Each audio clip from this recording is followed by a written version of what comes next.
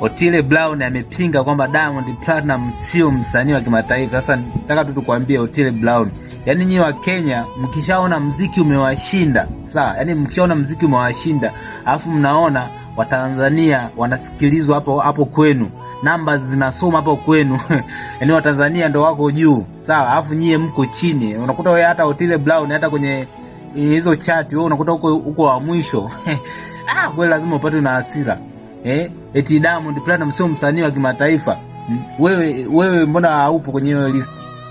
Yani wewe ukikaa ukiona maisha yako ni magumu, kwamba hata nyimbo tu kutoa kipengele haziendi, kwa hiyo unakaa unaanza tu bora uanze kumsimanga Diamond ili tu uweze kwenda mjini. Otile Brown, fanya mziki na uje usikilize huku kwetu Tanzania.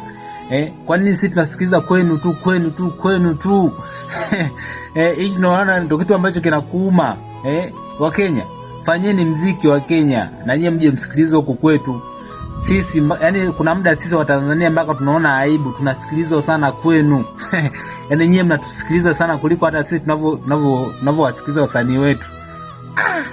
Wa Kenya, fanyeni mziki wa Kenya. Mnatutia aibu. Fanyeni mziki, acheni malumbano. Kwa sababu mziki kishawashinda mnaanza kumchokoza Diamond Platinum. Shenzi kabisa katika kandili wakubwa nyie.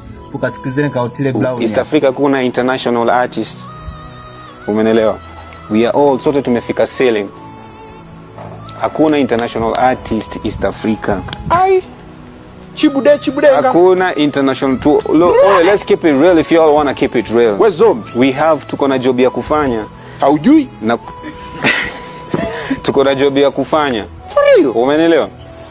East Africa kuna international artist. Umenelewa? We are all sote tumefika ceiling.